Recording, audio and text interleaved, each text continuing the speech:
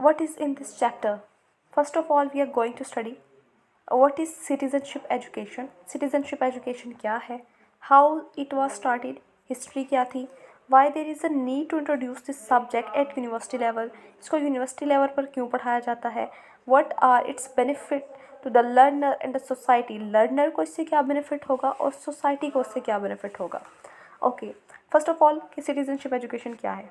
Citizenship और education दो word से निकला है.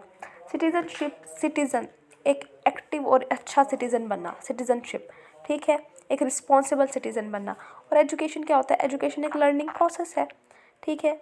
अब सिटीजनशिप एजुकेशन में हम क्या पढ़ेंगे, टीचिंग और प्रोमोटिंग दो skills that help people to become active and responsible citizen in a society, ठीक है. यानी कि एक्टिव और रिस्पॉन्सिबल सिटीज़न बनने के लिए हमें जिन स्किल की ज़रूरत होती है उसको हम इसमें लर्न करेंगे.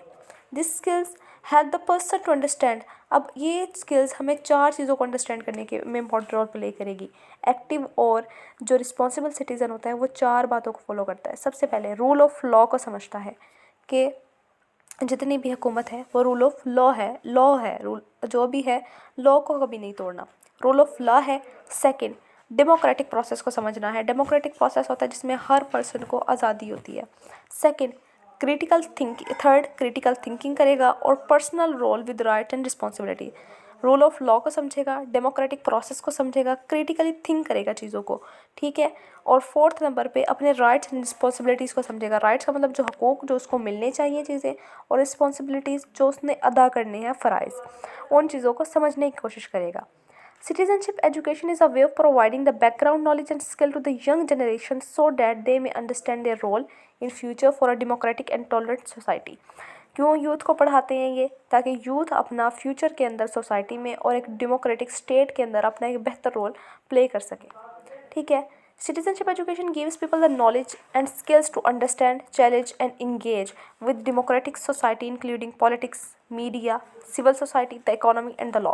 ये अगेन डेफिनेशन है सिटीजनशिप एजुकेशन की कि ये हमें अंडरस्टैंडिंग प्रोवाइड करती है, चैलेंज और इंगेज प्रोवाइड करती है हमें कि हमने अपनी सोसाइटी के अंदर पॉलिटिक्स को अंडरस्टैंड करना है, सेकंड लेवल पे मीडिया को अंडरस्टैंड करना है, और थर्ड लेवल पे सिविल सोसाइटी यानी कि आम लोगों को, और फिर आम लोगों में इकोनॉमी को स्टडी करना है, और हमने लॉज को भी स्टडी करना है.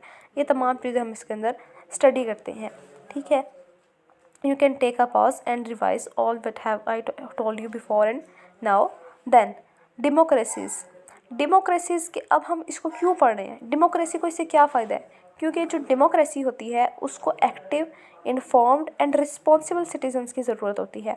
एक्टिव मतलब सबसे पहले तो वो रिस्पॉन्सिबल हों, कुछ उन्हें अपनी रिस्पॉन्सिबिलिटी का पता हो कि अपने हमने फ़राइज़ क्या अदा करने हैं, हमने लॉ को कैसे फॉलो करना है.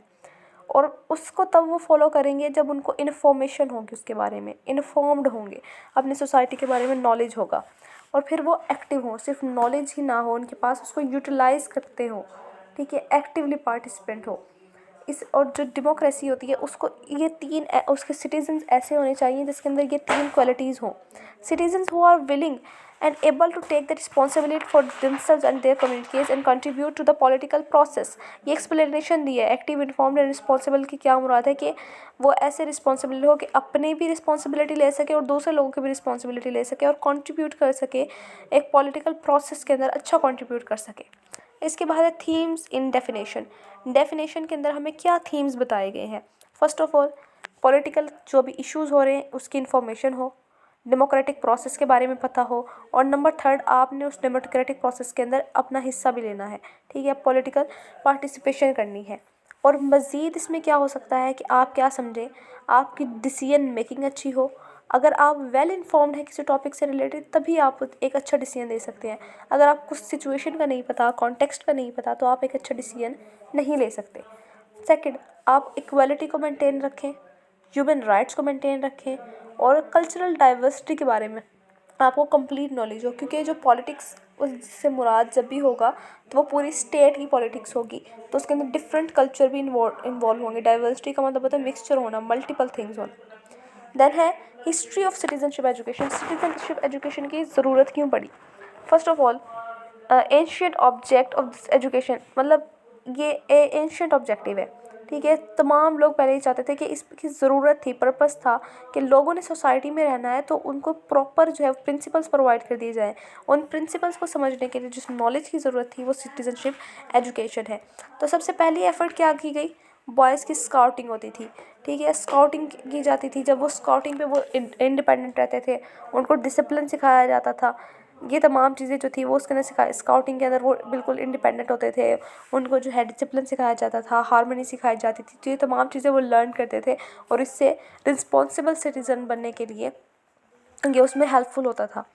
फिर impact of world war 2, scouting के बाद जो इम्पोर्टेंट थिंकिंग है वो है इम्पैक्ट ऑफ वर्ल्ड वार 2।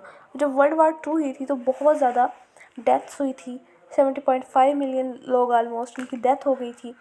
और जो सब्जेक्ट्स थे, जो टॉपिक थे वो बिल्कुल चेंज हो गए थे, पेसिमिज्म आ गया था, मायूसी बहुत ज़्यादा बढ़ गई थी, पोस्ट मॉडर्निज्म की तरफ लोग चले गए थे, तो सब्जेक्ट बिल्कुल चेंज हो गए थे। अब सब्जेक्ट बिल्कुल जब चेंज हो गए हैं तो फिर अब ज़रूरत थी सिटीज़नशिप एजुकेशन की कि लोग अप सोशलाइजेशन को पसंद करें, सोसाइटी में रहना पसंद करें, कत्लो गारत ख़त्म हो जाए, ठीक है।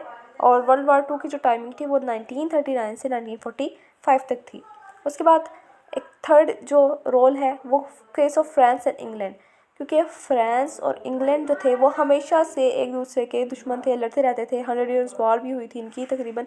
उसको 100 ईयर्स वॉर इसलिए कहते हैं क्योंकि सेंचुरी से ऊपर थी, 116 साल तक जंग होती रही थी, 1337 से लेकर 1453 तक ऑलमोस्ट ये रही थी जंग।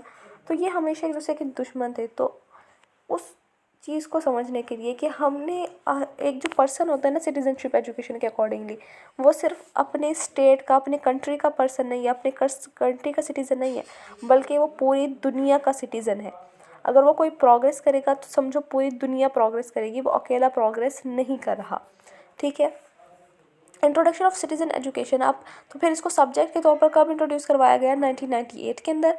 It can be an option, multiple choice question and एक कंपलसरी सब्जेक्ट के तौर पर ब्रिटिश के अंदर इसको प्राइमरी करिकुलम, यानी करिकुलम का मतलब होता है जो स्टडी से रिलेटेड होता है, 2002 के अंदर इंट्रोड्यूस करवाया गया। नेक्स्ट है why there is a need to introduce this subject at university level. University level पर इसको क्यों पढ़ाते हैं। Number 1, creating a sense of the rights and responsibilities. जो हमारे यूथ हैं उनके अंदर राइट्स एंड रिस्पॉन्सिबिलिटीज़ के बारे में, राइट्स का मतलब होता है हमारे हकूक़ और रिस्पॉन्सिबिलिटीज़ हमारे फ़राइज़। हमें पता हो कि क्या हम हकूक़ का कब मुतालबा कर सकते हैं, सिर्फ तब जब हम अपने फ़राइज़ अदा कर रहे हों, ठीक है। और ये फोर्थ इसका साथ मैच करता है। आप फोर्थ पॉइंट देखें, alien youth less understanding. Alien alien कहते हैं कोई भी अजनबी होता है जो। एलियन यूथ यानी कि जवान जो अजनबी हैं, जिनको प्रोसेस के बारे में नहीं पता, जिनको अपनी सोसाइटी के बारे में नहीं पता, जिनको लेस अंडरस्टैंडिंग है, जिसे पॉलिटिकल नॉलेज नहीं है, जिसको डेमोक्रेटिक प्रोसेस का नहीं पता। अब उन लोगों की अंडरस्टैंडिंग को डेवलप करवाना है, और जब अंडरस्टैंडिंग डेवलप हो जाएगी तो वो राइट्स एंड रिस्पॉन्सिबिलिटीज़ को ठीक तरह से इसका सेंस जो है वो डेवलप कर सकेंगे कि हम पहले राइट्स रिस्पॉन्सिबिलिटीज़ अदा करेंगे, तब हम राइट्स डिमांड कर सकेंगे। सेकेंड और थर्ड पॉइंट आपस में मैच करता है। Case of war on terror under 2 decades, क्योंकि वॉर का ख़तरा होता है जब एक प्रॉपर अलाइनमेंट नहीं होती। जैसे वर्ल्ड वार 2 हुई, उसके इफ़ेक्ट्स बहुत ज़्यादा जो थे वो एक इंटेंसिव थे। तो उसको वॉर को ख़तरा कम करने के लिए, जैसे मैंने बताया कि एक पर्सन अगर एक सिटीज़न है तो वो पूरे वर्ल्ड का सिटीज़न होता है, ठीक है। और रिलीजियस एंड पॉलिटिकल इंटॉलरेंस को रिड्यूस करना था, यानी कि जो एक्सट्रीमिस्ट होते हैं पॉलिटिकल बेसिस के ऊपर और रिलीजियस बेसिस के ऊपर, उनको रिड्यूस करना मकसद था। देन नेक्स्ट है being an agent of change in local. एक ओएस का क्या मकसद है कि आप के अंदर सेल्फ कॉन्फिडेंस बिल्डअप हो जाता है, आपको नॉलेज होता है अपनी सोसाइटी के बारे में, तो आप एक लोकल रिलीजन या नेशनल इंटरनेशनल लेवल के ऊपर एक एजेंट बन सकते हैं जो कि चेंज कॉज कर सकता है। और आप जो एंटी सोशल एजेंट्स हैं उनको प्रिवेंट कर सकते हैं, उनसे बच सकते हैं, उनको अवॉइड कर सकते हैं क्रिटिकल थिंकिंग के through. How does it benefit young people. जब ये यंग पीपल को कैसे बेनिफिट करेगा। सबसे पहले जब सिटीजनशिप का नॉलेज होगा तो सेल्फ कॉन्फिडेंस बिल्डअप होगा, इन्फॉर्म्ड होंगे अब हम अपनी सोसाइटी के बारे में। तो और सोशलाइजेशन बेहतर तरीके से हो सकती है। सोशलाइजेशन का मतलब ये होता है एक प्रोसेस होता है जिसके ज़रिए से हम सोसाइटी में रह रहे होते हैं, ठीक है। तो हम अगर हमें सोसाइटी के बारे में ज़्यादा बेटर नॉलेज होगा, हमें पता होगा कि क्या रिक्वायरमेंट्स हैं हमारी सोसाइटी में रहने की, क्या हमें रिस्पॉन्सिबिलिटीज़ पे करनी है, तो हम एक बेहतर तरीके से सिटीज़न बन सकते हैं, ठीक है। एंड देन है सेंस ऑफ एक्टिविटी डेवलप हो जाता है। और जब ये तमाम नॉलेज हमारे पास आ जाता है तो हमारी इनर वॉइस जो होती है वो बढ़ जाती है, सेल्फ कॉन्फिडेंस बढ़ जाता है, ठीक है। It enables them to make positive contribution. और जब हमारे पास नॉलेज होता है तो हम पॉजिटिवली कंट्रीब्यूट कर सकते हैं सोसाइटी के अंदर। हम लॉज को फॉलो करेंगे, डेमोक्रेटिक प्रोसेस को समझेंगे, चीज़ों पर क्रिटिकली थिंक करेंगे, तमाम काम हम कर सकते हैं। उसके बाद नेक्स्ट है अभी सोसाइटी के लिए कैसे फ़ायदेमंद होगी। दो लेवल्स पर सोसाइटी के लिए फ़ायदेमंद हो सकती है। एक स्कूल का डजेंट मीन डैट कि ये मिडिल और 10th तक की बात हो रही है। इट्स मीन एजुकेशनल, जितने भी एजुकेशनल इंस्टीट्यूट होंगे that are related to school. Educational organization में को इससे क्या फ़ायदा होगा कि लर्नर्स ऐसे पैदा होंगे जिनको अपनी रिस्पॉन्सिबिलिटीज़ के बारे में पता होगा, अपने ऑब्लिगेशंस के बारे में जिनको पता होगा। और सोसाइटी को कैसे फ़ायदा होगा कि जब लर्नर्स होते हैं वही जाकर आगे सोसाइटी बनाते हैं। अब जब एक्टिव लर्नर होंगे तो डायरेक्टली वो सोसाइटी प्रॉस्पेरस होगी। एंड जब सोसाइटी प्रॉस्पेरस हो रही है तो इसका मतलब ये नहीं है कि कोई कंट्री जो है वो सक्सेसफुल हो रहा है, बल्कि नहीं, पूरी दुनिया के लिए वो चीज़ फ़ायदेमंद होती है।